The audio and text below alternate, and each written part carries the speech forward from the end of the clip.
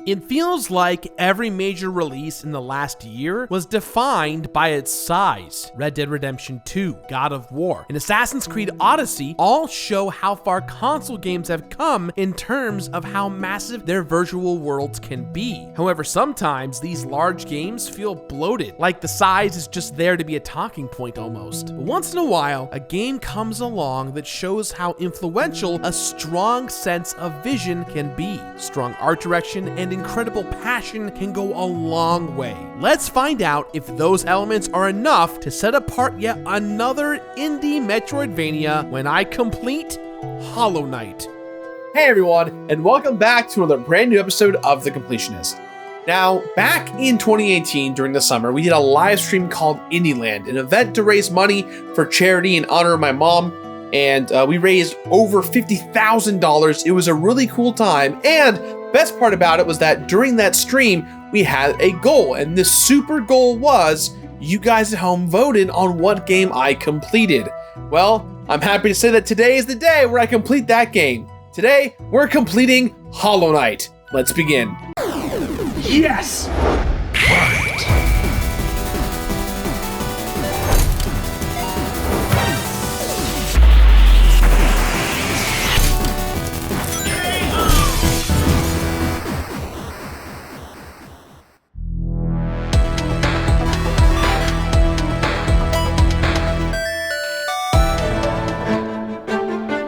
Hollow Knight has earned its place in the indie game canon as a game that is tough, smart, and absolutely enormous. Like a lot of 2D indie adventure titles, Hollow Knight seems like it came out of nowhere, and anyone who's worked in or near games knows that there's a ton that goes into getting a game released. Hollow Knight and its developers, Team Cherry, are living proof that hard work, persistence, and a commitment to art direction can pay off in dividends. The game was put on Kickstarter and advertised as a throwback to classic 2D NES adventure games like Zelda 2 or Xanadu. What sets it apart from other games of its type is the incredibly strong art direction as well as its constantly ballooning scale. I kind of thought a game starring a bunch of bugs in a ruined insect world would be small and simple, but I was way off because this game is giant. The game was primarily developed by Ari Gibson and Willem Pellin, though there are others listed in the credits. Even with such a small team behind the scenes, the developers have churned out update after update since the game's release in February of 2017. The best part is that these content packs have come out as free DLC. Team Cherry is like the Bob Ross of indie game developers, just overwhelming amounts of goodwill coming out from them all the time. Last year, we saw the release of Hollow Knight on Switch and other consoles as well. Of course, they couldn't release on every system, rest in peace PS Vita version. Someday we'll all play you in heaven. Well, the 19 of us who still have a Vita. The scope of this game is huge, and I am floored at what these guys were able to put out there. Hollow Knight is a pitch-perfect example of a 2D platformer, full of exciting combat and really rewarding exploration, and it feels handcrafted at every turn. Just another example of how quantity doesn't always mean quality. Anyone who's ever been to an all-you-can-eat pancake buffet can tell you that. There are approximately 1 bajillion things to complete in Hollow Knight, and I can see why it was at the top of the list for fans of the show. More specifically for Indieland. During Indieland, we had an incentive goal to raise money for charity, and the incentive was that the overall total could be going towards what game I complete. And the game that had the highest total by far was Hollow Knight. So, here you go. Now, to fully complete Hollow Knight, I'll need to do several different playthroughs. There are in-game completion criteria as well as Steam achievements, so I'll be tackling this game on PC. First, I'll be playing through the main game normally. In this basic run, I'm going to complete as much as I can in-game and try to check off a ton of these Steam achievements. Within this playthrough, I'll be doing things like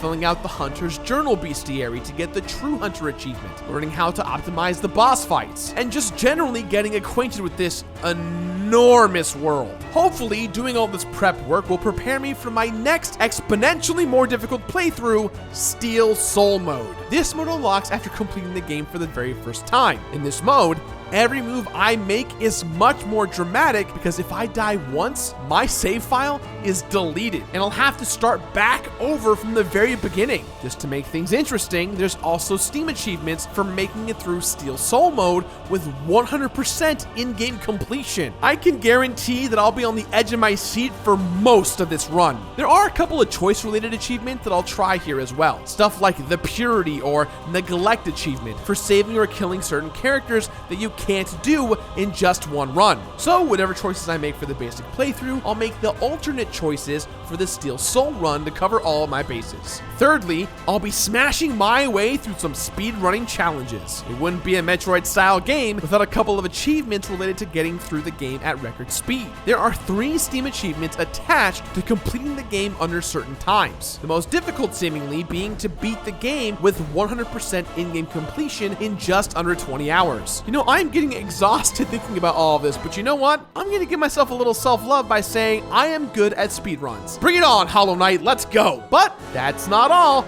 Remember all those DLC updates that Team Cherry so kindly released for free? Well, now that charity seems like agony because with all the DLC, the game completion percentage creeps up from 100 to 112%. There are some really tough challenges that have been added, like the Grim Troop and the scary sounding Godmaster content pack. With these add-ons, I fully expect my playtime to massively increase. There is apparently even one more DLC being worked on, so I better complete this game ASAP before they put even more on my plate. Please, stop getting bigger! You're fine just the way you are.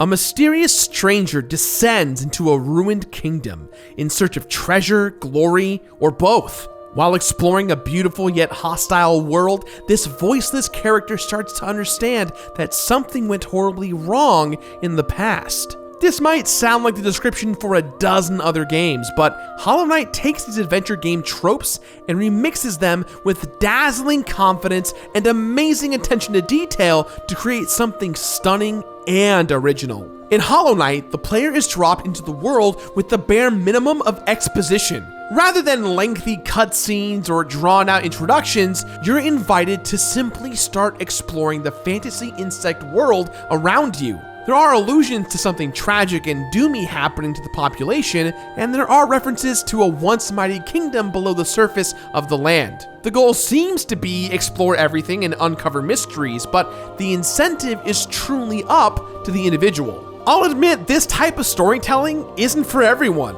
I had to draw my own conclusions for the plot, and there's actually very little going on narratively other than, what the hell just happened here? However, I was totally drawn into uncovering the mysteries of Hollownest for myself. Creepy bugs recited cryptic poetry to me, and I loved figuring out what it all meant. It's really easy to compare aspects of this game to games like Dark Souls or Bloodborne, but I promise I won't be doing that the entire time. I will say, though, that the storytelling in this game is a callback to that style of narrative, what is often called environmental storytelling. And no, that's not a reference to Fern Gully, but it is now. I personally love finding little plot nuggets hidden in item descriptions or in the backgrounds of an area. Lore is more delicious when it isn't spoon-fed, and I found myself more invested in what was happening because I had to work for it. It's more difficult, but hey, sometimes you gotta put on the old miner's cap and go digging for a story. Something that Team Cherry absolutely nailed in this game is the tone. The insect kingdom is lush while also having a broken down quality to it. And there's a lurking darkness that makes everything feel a little bit off. The world of Hollow Knight is like if A Bug's Life had its version of Grimm's fairy tales. Cheerful for a time, then disturbing and a little upsetting. Yes, even more upsetting than ants. The NPCs scattered throughout the landscape have enough personality that I was always genuinely excited to run into one of them again. Most only offer a few lines of dialogue at a time, but I loved running into and rescuing the arrogant Zote the Mighty, or the befuddled cartographer Cornifer. The world takes itself very seriously, but the characters throughout often don't, which is a nice contrast. NPC dialogue and even enemy designs themselves are often genuinely funny, which was an unexpected delight. How can you not love the Rump? I was blown away just by how much variety there was in Hollow Knight. Literally everyone and their mom who's played this game has said this before, but this game is huge. For a world inhabited mostly by creatures smaller than my thumb, the world feels complex and enormous. There's a real ecosystem at play, and areas connect to other zones in interesting ways. The locales feel really distinct, and each are instantly recognizable by their backgrounds and color schemes. What's amazing is that you're made to feel a certain way based on where you are too. The cool blues of the Queen Station are relaxing, and Green Path is totally chill to explore. The darkness of Deep Nest is oppressive and made me feel really edgy. And the filter that overlays the screen when you explore the ancient basin is genuinely creepy. Everything feels cohesive. Like when I reorganized my amiibo collection by game series. I can't say enough about Hollow Knight's incredible music. A special shout out to composer Christopher Larkin for the incredible score. It feels subtle, but it underscores everything and adds so much to how the game feels. Each area has its own theme music that adds flavor to the area. And when an area doesn't have music, you just know something's about to go down. The sound design is another piece of Hollow Knight's delicious game pie. Characters have their own little insect language that I'm sure someone on the internet has already deciphered and learned how to speak. But there's so much more than that. Your attacks plink off of armor, and mindless worms slobber and hiss when you cut them into pieces. It's gross and disgusting and amazing. This is a roundabout way of saying that the entire aesthetic of the Deep Nest area will haunt me for weeks, and I am forever frazzled that I had to go through it. In my first playthrough, I stumbled into it entirely by accident, and it was claustrophobic, dark, and full of goddamn spiders that chitter and squeak and crawl across the foreground. It made me feel like they were all over me all the time. It makes my head shudder uncontrollably. So, Team Cherry, thank you for that. A game this massive needs a map, and the way Hollow Knight unlocks is pretty clever. Whenever you make your way into a new area, you'll probably find a couple of loose pages scattered around. A literal paper trail, if you will. Follow the pages, and you'll likely hear some pleasant humming. And before long, you'll run into an absent-minded cornifer sketching away. After you meet him, you can buy a map off of him directly or his extremely patient wife Iselda in the main hub town. The maps get more filled in the more exploring you do, but are only updated at save points. Now this is a choice that makes sense. Even in this fantastic world, the player character still has to jot down and fill in what they've explored while taking a little break. I played this game on PC, and I didn't experience any major issues. When Hollow Knight was first released in 2017, I heard about some game-breaking stuff, but I never experienced any of that, since there have been several performance-improving patches since then. That's right, no real flaws, no glitches, mistakes in programming, nothing. I'm trying to think of any way I can avoid saying bugs, but I think I just about ran out. Hollow Knight has an extremely consistent visual style that is reinforced every step of the way by sound design, music, and every other aesthetic choice. It's gorgeous and grotesque, and the mysteries only get more involved and interesting the further into the game you go. The beautiful music and environmental storytelling make exploring that much more of a treat, even if Deep Nest gave me nightmares. Oh my god, is that a spider? Is that a spider? No, no, I don't want it, no! Oh, it's just Ted. Hang in there, buddy.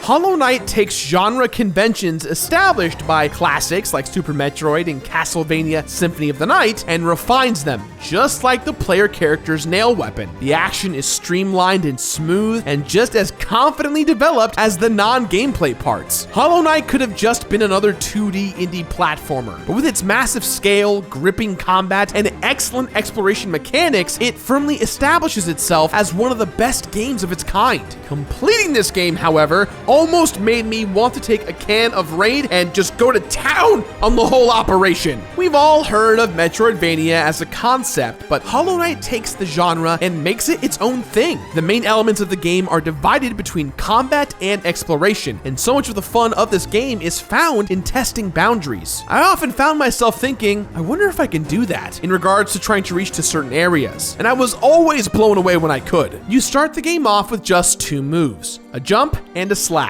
With those 2 basic actions, you're let loose to explore the depths of Hollow Nest. The first few hours are pretty basic, but once you unlock your first traversal ability, the game opens up like you wouldn't believe. Pretty soon, you'll be air dashing, wall climbing, and high jumping with all the intuitiveness and ease of Mega Man or Samus. Moving feels awesome in Hollow Knight. The walking speed is just right, and even the basic jump has a nice floatiness to it that even lets you control your trajectory in the air. After some practice, you'll even be able to pogo around on things like spikes or the backs of invincible enemies. It's super empowering to get from place to place, like how I imagine professional parkour people must feel all the time. Of course, the movement doesn't matter if there's nothing to move towards. The environment's begged to be explored. The more you play, the more you start to notice little details like locked doors and crumbly floors that you'll want to return to later on. Things like that will stick in your mind long after you turn the game off. Hollow Knight constantly moves you forward with little incremental nudges, and it always feels rewarding to find a way to a high ledge or break through a secret wall to find a secret. Hollow Knight's combat is challenging but rewarding. It is brutal and unforgiving, but also experimental and quick. While being able to react quickly is an essential skill to develop, enemies often stick to specific patterns. Type boys who take their time to observe their foes will be rewarded. You're armed with a little sword called a nail. That means you have to get up in everyone's business for the majority of the combat. Many enemies and bosses have long-range attacks, so it's up to you to determine how to get up close and personal with your enemies. Most bosses are quick and lethal, but there were times where I had to take out a difficult boss one tiny slash at a time until I was the only one left standing. Imagine trying to fight an enraged bear with a paperclip. Those are what the odds feel like much of this game. If it sounds tough, let me reassure you,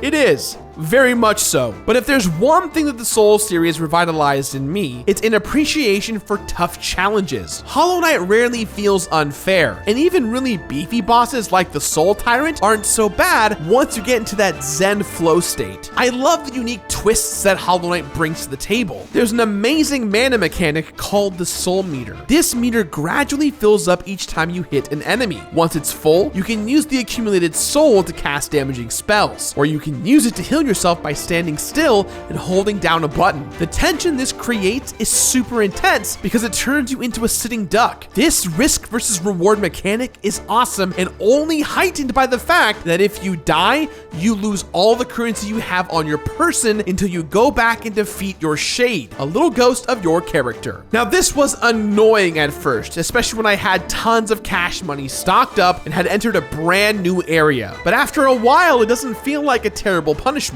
If anything, it makes finding your way back to where you died even more epic and tense, because if you die before you defeat your shade, all that money is gone for good. The charm system in Hollow Knight is the perfect bridge between the combat and exploration sides. Throughout the game, you'll find little charms that can be equipped on your character that bestow certain effects. However, you can only have on a few at a time. Do you choose the Dash Master charm, which lets you sprint around more quickly, or do you stack yourself up with defense buffs? Certain charms are definitely more effective depending on the situation, and I found myself mixing and matching to find the best combinations. Now that I've got the basics out of the way, let's talk about how goddamn hard it is to complete this game. There's so much I had to stone cold master in this game. Getting every achievement was insanely hard and one of my absolute proudest accomplishments. Getting through the main game took me a long time, dozens of hours even. There are some really smart design choices that made that much more bearable though. For example, there are Steam achievements for different endings to the main game, unlocked by defeating the final boss while having different items equipped. But they're easy to rack up since there's a save point right before the final boss. It's a nice touch that makes me feel like Team Cherry was throwing me a little bit of a bone here. Ditto with more more of the difficult dream variants of bosses. For some bosses, after you beat them once, you can challenge them again for a tougher fight. If you lose against this more difficult form, you can restart the fight instantly, and instead of having to trek back from the last bench you saved at. Little time savers like these things lets me save my rage for more important things. Like, who the hell taught that girl in Fern Gully how to dance like that?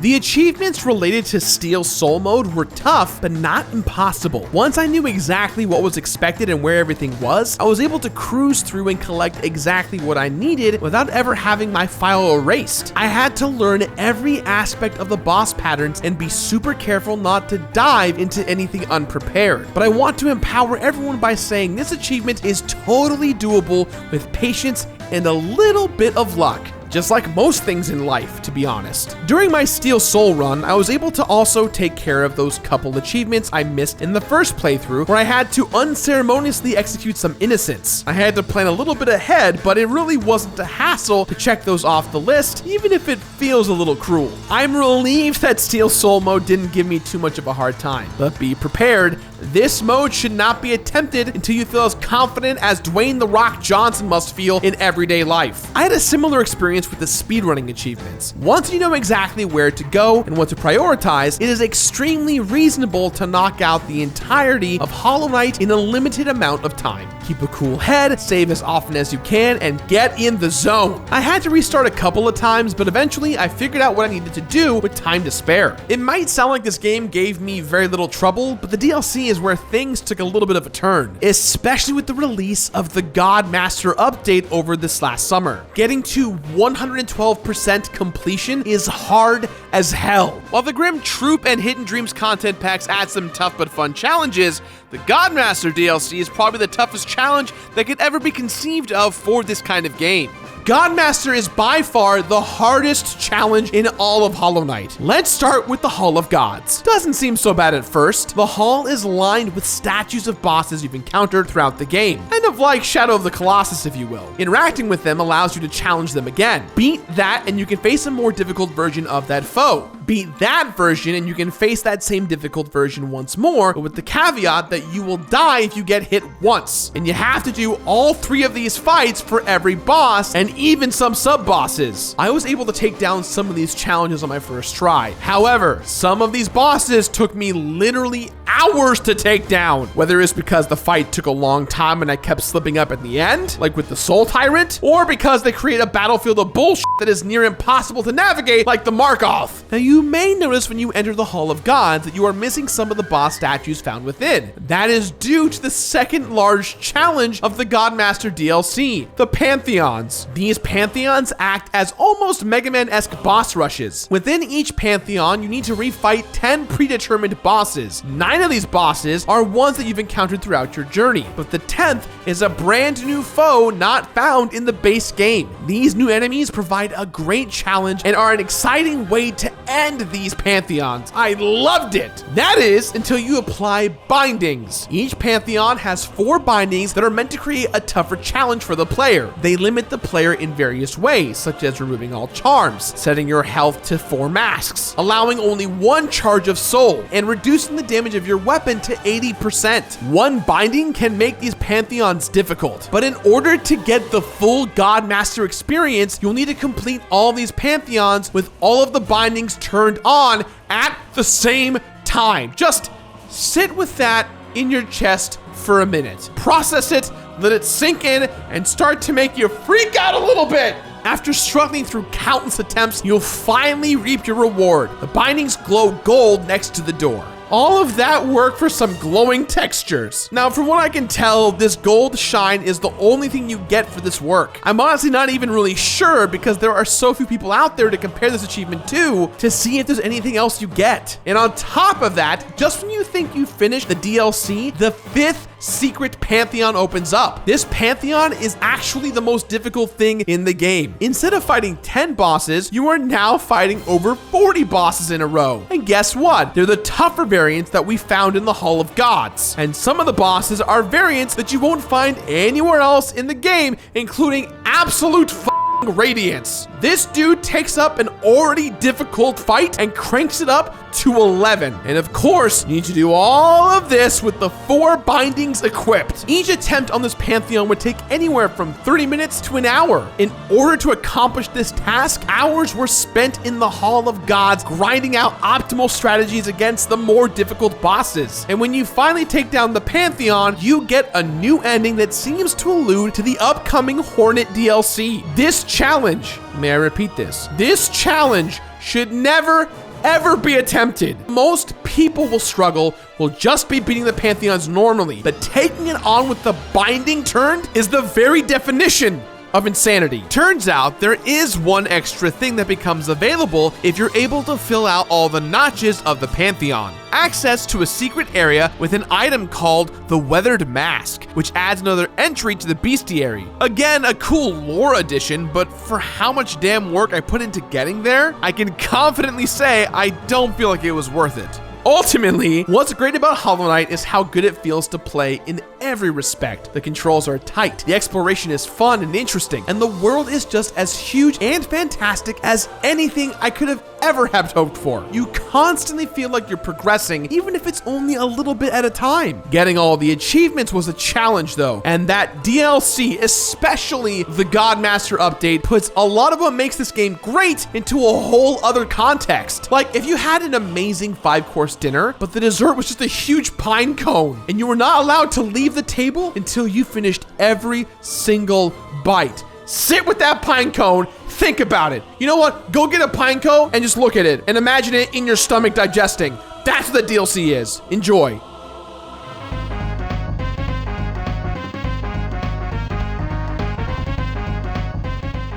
Getting through all of Hollow Knight is a long, hard journey. To get every achievement, you must play through this game many times in several different ways. The rewards for playing this way are minimal, but it does feel like the game's creators made a point to acknowledge how difficult it is to accomplish everything on this list. Most rewards are lore-based, referring to the in-game bestiary, the Hunter's Journal, which can only be filled out by finding every single enemy on the map and defeating many of them dozens of times.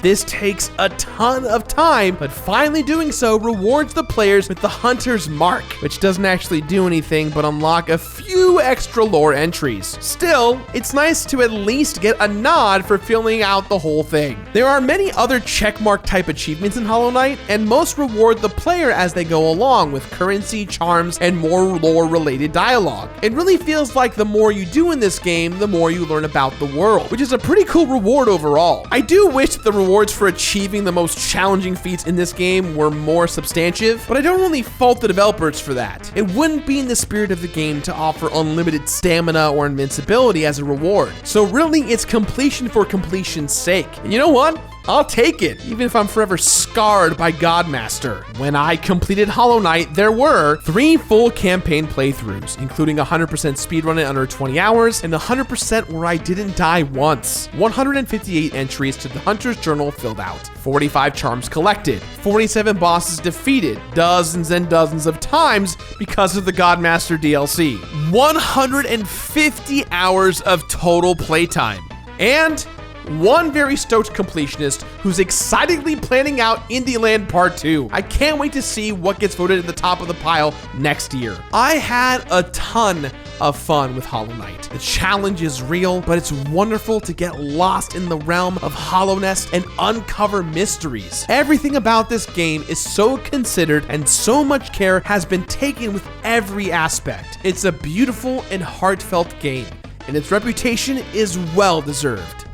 Hollow Knight is an instant classic that everyone should experience at some point or another. However, if you are a completionist, those DLC add-on packs are no joke. They're fun, but the challenge level is so damn high, you might get frustrated and want to walk away from it all. At the very least, it is an incredible game. So, with that in mind, guys, I give this game my completionist rating of finish it.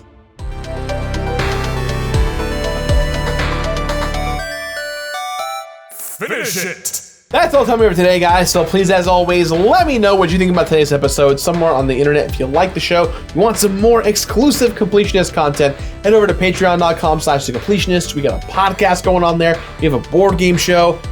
tons of fun new things